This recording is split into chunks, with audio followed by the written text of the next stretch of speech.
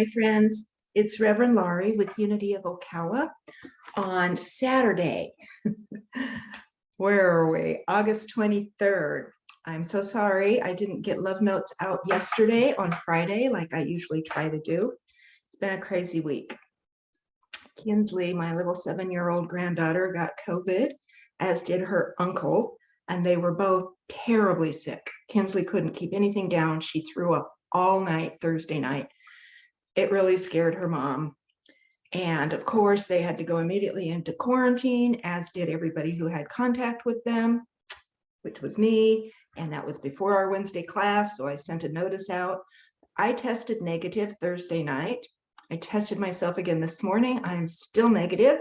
So by tomorrow night, Monday morning, I should be okay, but I will take one more test Monday just to be in the clear, because I see far too many people, especially people with compromised immune systems, that I am not taking any chances. Kinsley is holding things down. She finally got some sleep, as did her mother. And so things are on the mend, but it's hard to tell what's going to happen in the future. But I'm holding out that all is well. This terrible virus is starting to subside in its intensity anyway, and I know scientists and all these bright minds in the medical field will continue to work on keeping us healthy,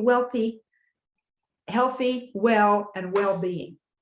Well, and wealthy, there's nothing wrong with that for sure. So I've been doing a lot of pondering this week. I shared with my class on Wednesday. That's such a great class for all of you students who are there with me. We are all students on the same path. And I just love our heart-to-heart share time. Bruce, thank you for that amazing meditation. It just brought up so much for me and helped me start looking over my life and shifting and changing with the tides and the movement of my life. But I'm coming up on, in a week, the anniversary of my husband's passing on, his transition. I can't believe it's been a year either, folks. It's been a year. August 1st, a week from Monday, is a year. It's so unbelievable. It seemed to go by in a flash, but as I ponder, as I speak truth, my feelings, as I feel the things I need to feel, which is everything, I'm looking at some of the patterns and stages and ebbs and flows over the past 12 months. And my husband was sick for a long time, especially the last 3 years. He shouldn't have lived as long as he did. He certainly wanted to go before he did. He went comfortably in my arms. I was kissing his face, listening to music, laughing at times because our life was just so great. We were on a perpetual honeymoon. He laughed every day. I miss his laughter still today so much. He laughed every day. This guy found something funny in every single day. And I miss him terribly. But I thought I was prepared. I knew it was going to be a relief for him. I knew it was time. He was going to a better place. I knew that without a shadow of a doubt. And he is. And I am learning all about what he's experiencing through those wonderful, loving downloads that we get from loved ones and those signs and wonders. So that there was relief. There was a shock going home after I left him in the hospice house. Going home, the house had been empty for a few days, but the thought of him never walking through the door again was kind of overwhelming. And I'm good with all the grief tools. I've walked many souls through the grief process. I've been there myself too many times. So I know the sticky wickets of grief. But every grief is different. I know Elizabeth Kubler-Ross kind of umbrellaed, is that a word? Umbrellaed them under these stages. And that is a really good kind of route to follow and navigate through her processes. But every grief is different, I have found. And grief changes. I was feeling things in the beginning that surprised me. I went to a space, I kind of spiraled down into a space that I didn't recognize. And I didn't even really know I was there. I thought I was exhausted. I thought I was a little anxious. I thought I was trying to feel my way through a new life. I was trying to figure out the business now and all the things you have to do after a death in the family. And I was just over it. I was just over it all. There were mornings I just didn't want to get up. I didn't want to drive home. Some days I just wanted to pack my car like my husband told me not to do. I just wanted to pack my car with all my fun things, my bike, my books, my art, my music, and just off into the sunset, and then just keep driving and seeing more sunsets and more sunsets. But I didn't. I sat in my feelings. And what I didn't recognize, because I had not been there before at that place. I have a daughter who has been there and a husband who has been there. It's a place called Depression. He was diagnosed with severe depression about 10 or 12 years into our marriage. So I knew about it, but unless you've been in it, you do not know. And I only breached the surface. I did not dive the depths that some of my loved ones have. We did get him straightened out on medicine. God works through medicine and doctors. And over the years, we were able to balance it quite well for him. But I was unfamiliar with that place. And I didn't even recognize I was depressed. My kids had recognized it and thought that I kind of had been over a number of years, even though I'm a jolly soul and I show up jolly. I make intentions and affirmations. I walk the unity walk. I truly do. 90% of the time. But something was off and I couldn't feel it. You know, it's that emptiness, that hunger. What is this? I need to get busy. I need to clean the house. I need to rearrange. I need to put color on. You just find yourself doing instead of sitting in it. I didn't recognize it until I started to make a corner, to turn a corner. I don't know how I turned that corner. I don't know what impelled me to turn that corner. I don't know if it's a natural flow as the process continues and the healing continues. I keep a journal. It's in the other room. I have kept a journal for years and years and years, but one particularly when my husband passed, and I wanted to take those late nights and just write down what I was feeling. And it's hard to be truthful, even in your own diary that nobody else will read. You still want to put the very cream of the crop, the best points of the day, but I let myself go there. And I hope you guys consider doing that. And I found that I was procrastinating a little too much, even for me, that I was getting caught up in things that weren't necessarily healthy or productive. And that's okay. There's nothing wrong with any of that. That's what my mind and body chose to do and be and show up as. I let it take its course, unaware really of where I was, but willing to be there. And I just naturally turned this corner. And what that meant for me was all those old drawers that I've shared with you began to open up, and I began to explore those parts of me that had been left behind intentionally so that I could focus on my husband, my family, my ministry, those important points, my mother, take care of needs. And I have a tendency, and I think everybody does, to go into automatic pilot. Just surviving, making sure my husband's safe, getting him to the parties, say hello to everybody, get him fed, get him home. This was a routine. Just keep him safe, keep him happy, keep him stress-free, because anyone dealing with someone that's very ill, any amount of stress, any tiny bit of stress, which it could just be being a little tired, can throw all the symptoms out of whack. So it's very important to maintain that continuity so he didn't become injured, overstressed, and end up in the emergency room. So that was my job for 3 years, the last year especially, 24/7, 7 days a week job. So there's a lot of exhaustion that comes from after that. And then there's a lot of relief, but that relief is guilt-riddled because you shouldn't be relieved that you don't have to take care of someone at that level of care any longer. Because why? Because we're nuts, because society somehow tells us that.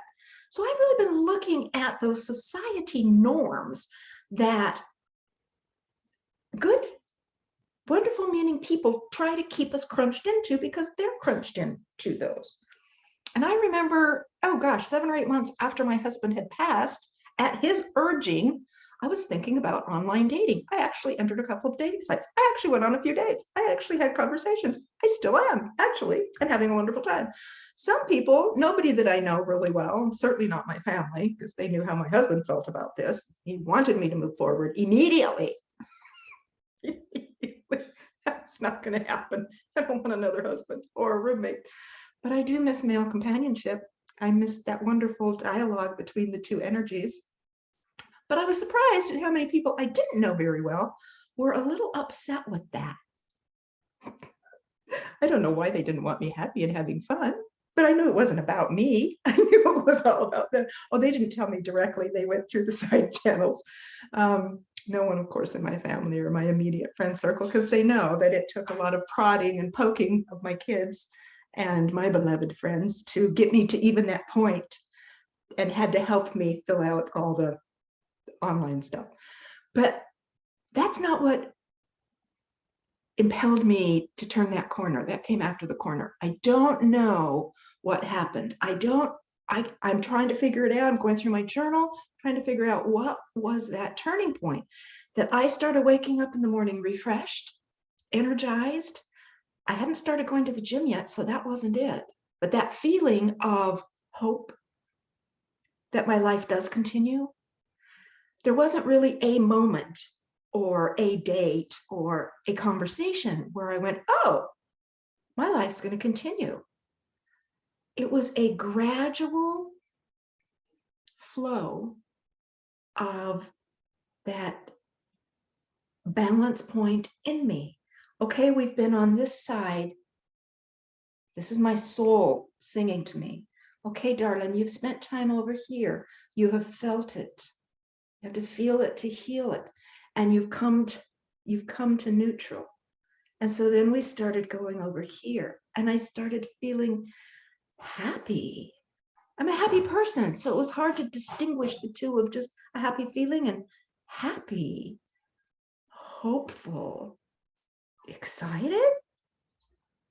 I started looking beyond the next hour, the next 30 minutes, the next few days to the doctor appointment, getting the prescription, getting home, getting dinner, getting shopping, I started looking at next year, 5 years from now. And something started to mature in me. And it was that feeling of, I'm okay. And God loves me and wants only the best for me, truly.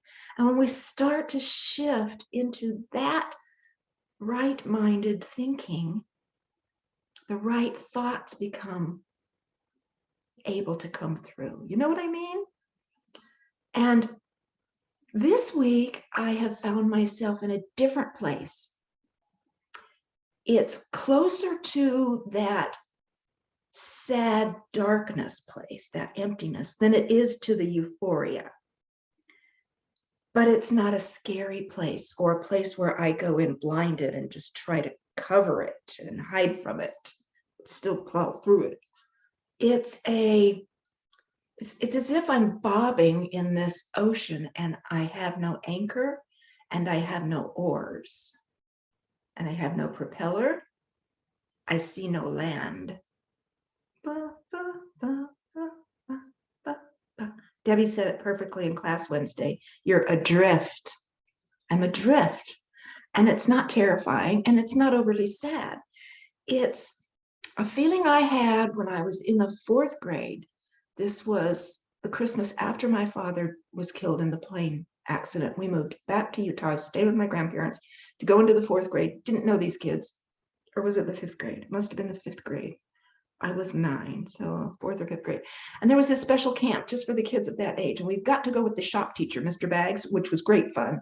And I was catching the excitement from the other kids wanting to go. And I love to camp. I love to go to camps. I love the little cabins. I love the activities. I love the lakes. I love the hikes. I love all of love. So I was excited and to get away from all the stuff going on in my family. But something happened to me during camp day 1. Didn't even stay the night. We went on a hike, beautiful Wasatch Mountains, which I love. I was raised around them. All of a sudden I got so sick. They had to call my mother, actually my grandmother, to come and get me that day. I got so sick. I wasn't ill with an illness. I was homesick. I will never forget that feeling. And I haven't had it since. A tiny little bit when my husband took me out of the mountains and plopped me in Florida.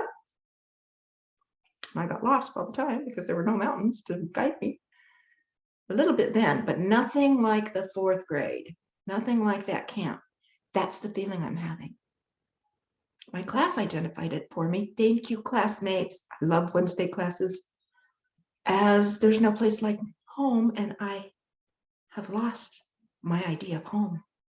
So, home is where the heart is. Home is where you are. Bloom where you are. Yeah. I know all the bumper stickers. But sitting in this feeling has been tricky because I'm searching for the comfort that I know that brings me home. It's not there. I'm letting myself be a little excited because I know God's got this. So that way I don't go into the deep hole and sink in that bobbing around, sink in that adriftness, go under in the adrift. That would be the abyss.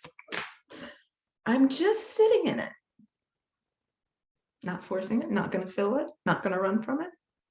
I'm a big girl.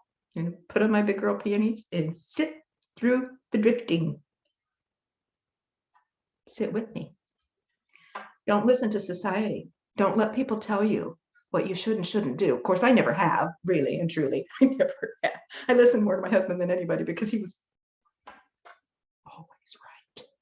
Not completely always, but yeah, he knew me better than I know me. He was absolutely right about what I should be doing. He was right. He's loving hearing that because I didn't tell him that often enough because it really upset me that he was right so much. He raised me. I was 21 when I first met him.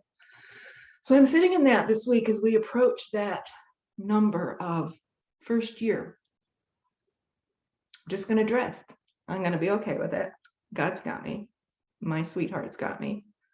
I'm just going to bob along and see what comes along to float with me. I hope you'll float along too. And yes, I would love all of your advice. I'm not going to take a lot of it unless it's good for me and not of the society. So if you're going to come and tell me not to date, I'm going to say, I'm going to do what I want. This is called a taste. And it's just what I needed to hear today. I hope you do too. A taste. Shalane Harkin. How dare you break the social code? All of our addictions are held in this box. How dare you move outside the bounds? The grace of your movement might invoke my own inner goddess to dance fissures in my facade. If you're judging someone, think about moving beyond your own boundaries. It might invoke your own inner goddess. How dare you speak power to my fastidiously constructed fragility? How dare you let your beauty flow into mine, reminding me how far I've been from joy. Have you been a long way from joy? I'm flowing a little of mine extra over to you. How dare you push up through the pavement flower, exposing all its cracks. You got a flower pushing cracks up through your cement? How dare you let go of pretense enough to feel the rush of soul, that geyser of sweet sorrow and light? How dare you allow me to feel how thirsty I've been for a taste? If you're drifting, drift along with me. We're both in good hands. I love you. God loves you. I won't see you someday. Janice will be there filling in for me until I know I'm safe to be around people. I will see you Wednesday. I love you. Bye.